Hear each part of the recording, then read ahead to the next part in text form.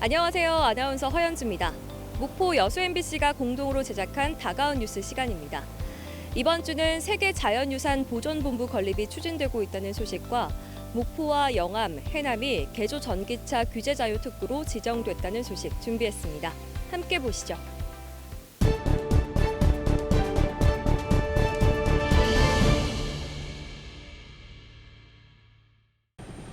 지난해 7월 전남북과 충남의 갯벌이 유네스코 세계 자연유산으로 등재됐습니다. 우리 정부는 등재 당시의 권고사항으로 갯벌의 체계적인 관리와 보존을 주도적으로 수행할 조직을 설치해야 합니다. 최근 문제가 된 갯벌 세계 자연유산 보존본부가 바로 그런 기구입니다. 세계유산으로 지정된 갯벌의 면적은 총 1284제곱킬로미터, 전남 지역이 90% 이상이어서 보존본부의 입지는 전남이 당연한 것으로 여겨졌지만 주무부처인 해양수산부가 공모 계획을 발표하면서 소모적이고 불필요한 경쟁의 우려가 높아졌습니다. 우리나라 갯벌의 사실 이제 90.4% 정도가 우리 전남이 차지하고 있는데 이것을 원래 이제 입지 조건이 전남이 유일하게 당위성이 가지고 있는데 이걸 이제 공모 형식으로 바꿨습니다. 공모 형식으로 바꾸다 보니까 전남도 의회는 최근 이 같은 내용의 건의안을 채택해 대통령실과 국회, 해양수산부 등에 보냈습니다. 한국갯벌의 세계유산 등재는 전남의 역할, 특히 낙후 지역으로 남으면서까지 갯벌을 지켜온 점이 가장 중요한 가치로 평가됐다는 여론이 지배적입니다. 전남도와 해당 시군에서 해양수산부의 공모 계획에 반발할 수밖에 없는 이유입니다. 순천만 갯벌만 보더라도 지난 30여 년간 꾸준히 관리와 보존이 이어져 온 데다 이미 세계적으로 알려진 람사르 습지입니다. 작년에 이제 7월에 세계유산 자연유산으로 등재가 됐어요. 이런 이제 순천시의 그런 노하우나 그런 경험들을 살려서 현재 전남에서는 여수와 고흥에서 추가로 갯벌의 자연유산 등재가 추진되고 있습니다. 세계 자연유산 등재의 취지를 살린 갯벌과 습지의 보존과 관리를 위해서는 정부의 현명한 판단과 후속 조치가 무엇보다 중요해졌습니다. MBC 뉴스 최우식입니다. 화석연료로 환산한 전남의 신재생에너지 생산량은 346만 5천 TOE로 전국 생산량의 19%를 차지합니다.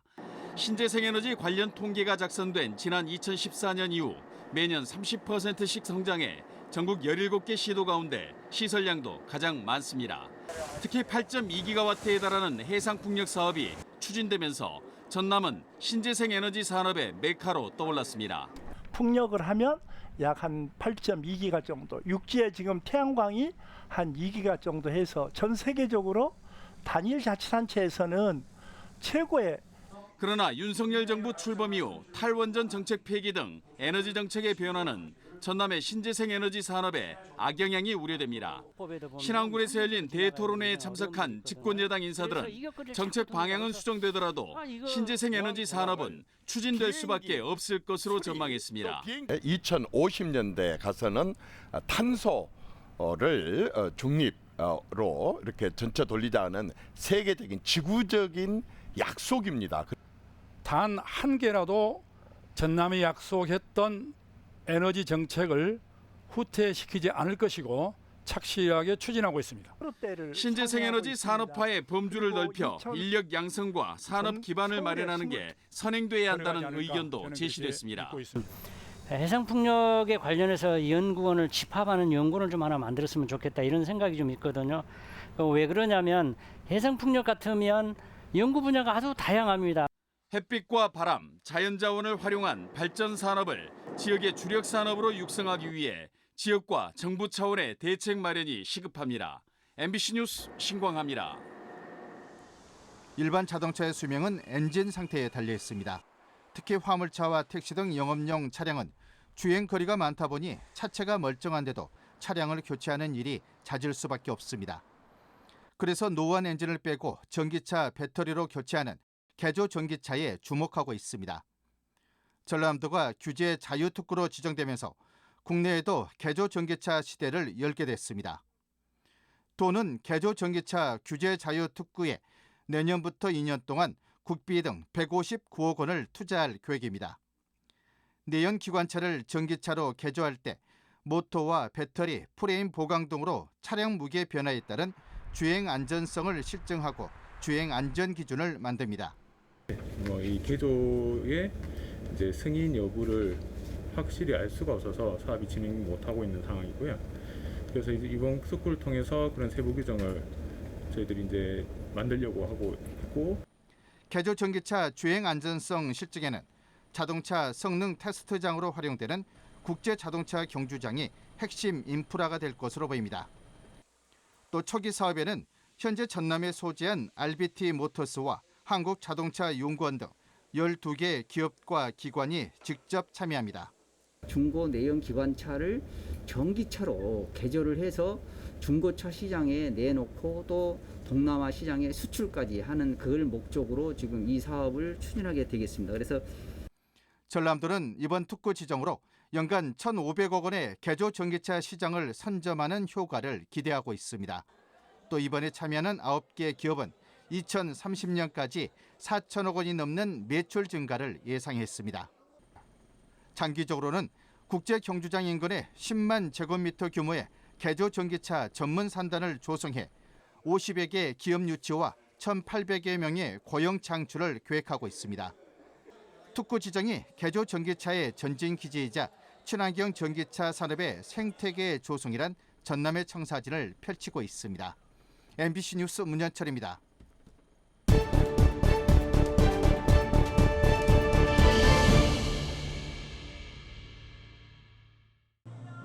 여수에 있는 작은 섬 이아포. 한국전쟁이 한창인 1950년 8월 3일 피난민 200여 명을 태운 배는 제주도로 가기 전 잠시 이곳에 정박했습니다. 당시 16살이던 이춘혁 씨는 부모님과 함께 4남매가 이 배에 올랐다 미군으로부터 끔찍한 일을 당했습니다. 이아포 해변을 바라보고 있노라면 아직도 그때의 기억이 생생히 떠오릅니다. 미군이 저하고 눈도 맞췄어요. 비행기 이리 오면서 나하고 눈도 맞추기 돌아오자 돌아서 저리 가니까 고단 비행기들 와서 총을 배에다 막 총을 쐈습니다. 막 무조건 총 쏴게 해주고. 그러니까 배 안에 전부 아우성이지. 그리고 총 맞아도 돌아가시는 분도 있고 막 돌아가고 피가 흘리고. 이아포 폭격이 있고 엿새 뒤 여수 두루겨 해상에서도 비슷한 폭격이 이어졌습니다.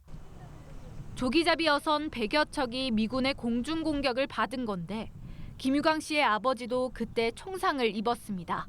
그 전날 조기가 많이 나서 낚시지를 뒷날 따라갔는데 그날 미군 폭격기가 와가지고 이제 폭격을 한 거죠. 두렁려에서 두렁려 낚시배들이 많이 있는 그 배들이 잔잔한 바다에 배들이 많이 떠 있는데 그 배들을 향해서 이제 폭격기가 폭격을 한 거예요. 이아포 해변에서 폭격으로 희생된 피난민들은 150여 명, 두루기에서는 10여 명이 희생됐습니다. 2010년 진실화해위원회는 당시 미군의 폭격이 불법이었다는 걸 밝혀냈지만 왜 작은 섬이 공격을 받았는지 정확한 피해 규모는 얼마인지는 아직도 물음표로 남아 있습니다. 생존자 대부분이 사망한 데다 사건과 관련된 자료가 적고 무엇보다 공소시효가 지나 배상도 불가능한 상황입니다. 이렇다 보니 지역사회에서는 정확한 진상규명을 요구하는 목소리가 어느 때보다 높습니다. 여수시는 여순 사건처럼 범국가적인 차원의 대책을 요구하고 있습니다. 아직까지 국가 차원의 사과와 보상은 이루어지지 않고 있습니다. 제2기 진술위원회가 금년 12월 9일까지 피해자와 유족, 목격자 등으로부터 진실규명 신청을 받고 있습니다. 72년이 지나도록 여전히 수면 아래 있는 여수 이아포 두루겨 사건. 이제 몇 남지 않은 생존자와 유가족들은 가족을 잃은 슬픔도 모자라 이제 역사 속으로 잊혀질까 두려움을 안고 하루하루를 살아가고 있습니다. MBC 뉴스 김담비입니다.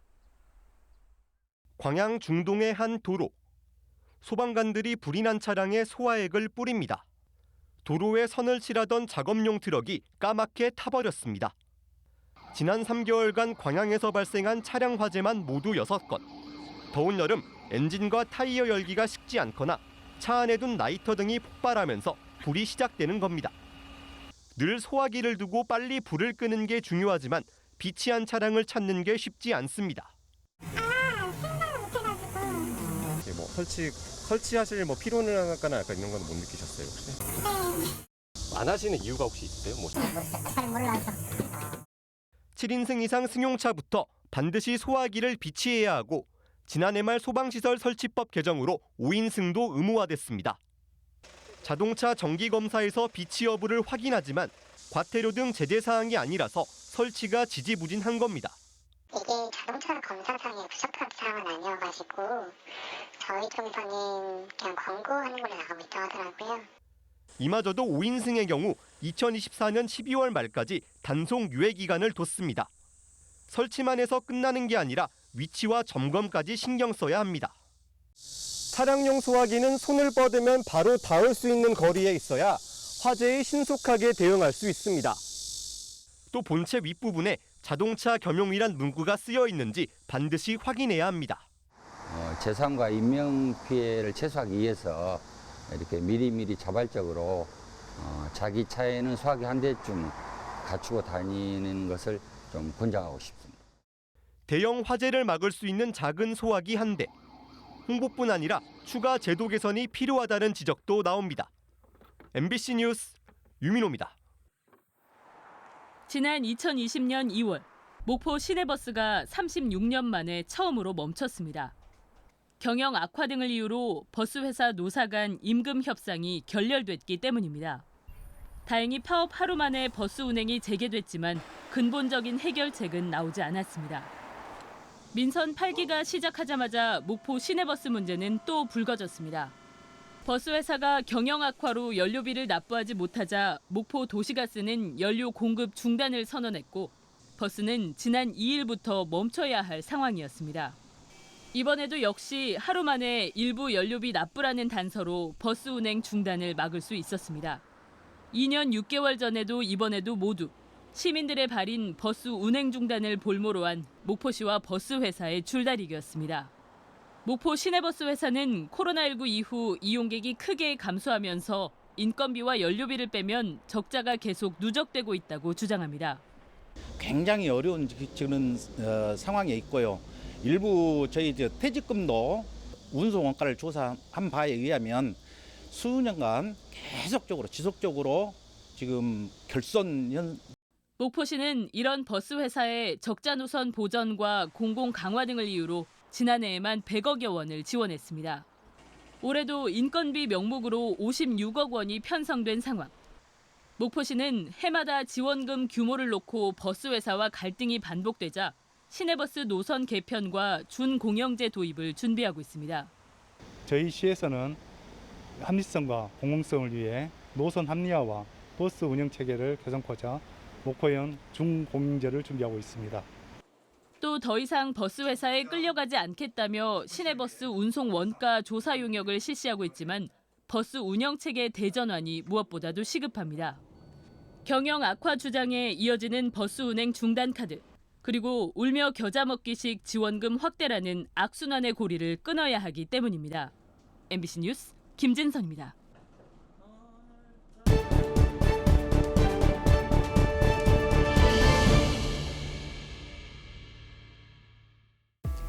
오늘 다가온 뉴스 어떻게 보셨나요? 다음 이 시간에는 더욱더 알찬 소식으로 찾아뵙겠습니다. 많은 관심 바랍니다. 고맙습니다.